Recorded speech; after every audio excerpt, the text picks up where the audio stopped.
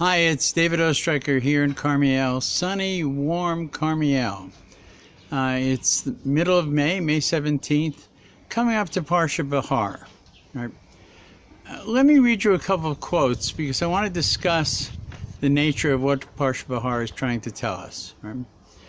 First is part of the quote, or entirely the quote and a little bit extra from Parsha BeHAR, which is written on the Liberty Bell in Philadelphia, the first capital of the revolutionary United States in 1776.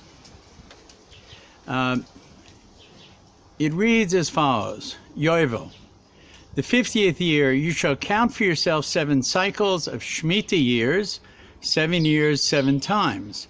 Then you shall sound the broken note of the 7th month on the 10th, on the 7th month on the 10th of the month.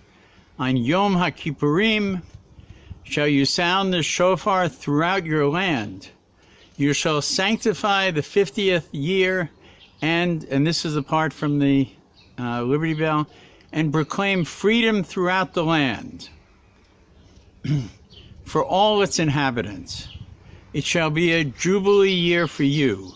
You shall return each one to his ancestral home, and you shall return each man to his family. So this is a quote that connects the United States of America's founding principles with the Torah itself. What is the connection? Well, let's look at the Declaration of Independence, which was written even before the Constitution. It was written on July 4th, 1776. And it says in it, all men are created equal, endowed by their Creator with certain inalienable rights. Among those are the rights of life, liberty, and the pursuit of happiness. Now, please note that it doesn't say that's the limit of the rights. It says among the rights that are granted are life, liberty, and the pursuit of happiness. Let's jump ahead to JFK's 1961, John F. Kennedy's 1961 inaugural address.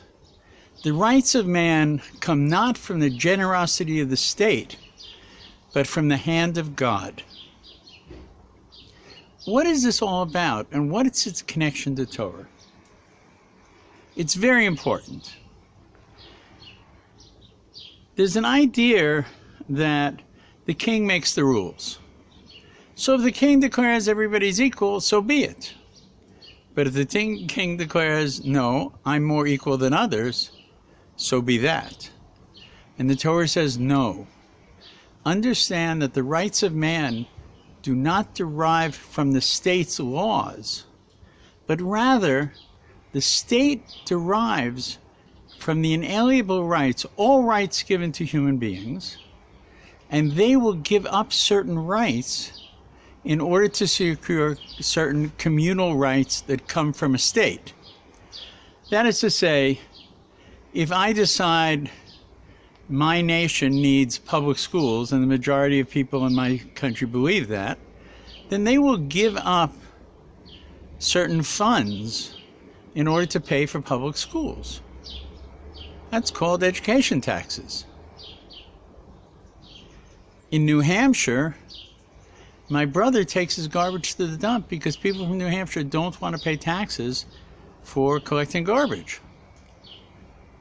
Live free or die is what the logo of New Hampshire. These are very important principles. And yet, Parsha BeHAR, by the mountain, given at Sinai but told much later, takes us a step further. By the way, keep in the back of your mind that Israel, I think, is perhaps the only country that had the laws of kings embedded in its constitution, the Torah, before it had any kings. That is to say, the king didn't make the law, God made the law, transmitted it to Torah, and then kings had to live within that law that already existed. This was unheard of by emperors, by kings, by divine right rulers, etc. This was unique to the Torah. To say that there's a morality that is greater than your power, Mr. King. But let's look at the issues that exist. There are two tensions in life that are very critical. One is the idea of freedom, which is embedded very much in the quotes that I've said already. And the other is equally embedded, is equality. Freedom and equality.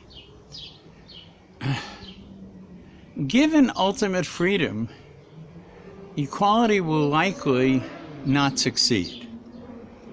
That is to say, some people have superior skills, superior intelligence, superior strength. Others have less so, more inferior. And those with the superior ones are more likely to succeed in terms of material success, power, influence, etc. Well, that's the nature of freedom. Free markets, etc. Capitalism. But that's not the nature of equality. And yet, all men are created equal. Well, they may be created equal, but as time goes on, that equality can separate, and some will be less equal than others. And so the Torah tells us something, that every 50th year, counting done by the Sanhedrin, the Supreme Court of Israel, when the temple stood, every 50th year, we return to the baseline. Because God says, what does he tell us? He says the land of Israel cannot be sold permanently because it is mine, says God. So over 50 years, you could sell, you could buy, you could, whatever happens. But the inequalities that will develop over time will be flattened out much more in the 50th year, when people return to their original land, their homes, etc. When slaves go free. There will be no class of slaves. My father was a slave, so I'm a slave, and my son will be a slave. That couldn't exist. After 7 years, and certainly after 50 years, all slaves will go free. Remember, proclaim freedom throughout the land for all the inhabitants.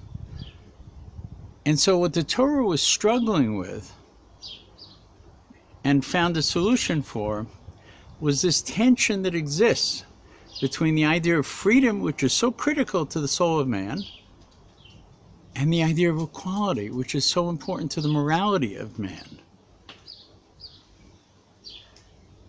And the way it solved it was to say, inevitably differences will develop. But we will mollify those differences. We will work to make those differences more fair, more just, by returning every 50 years to some of the original plans. This is a brilliant scheme.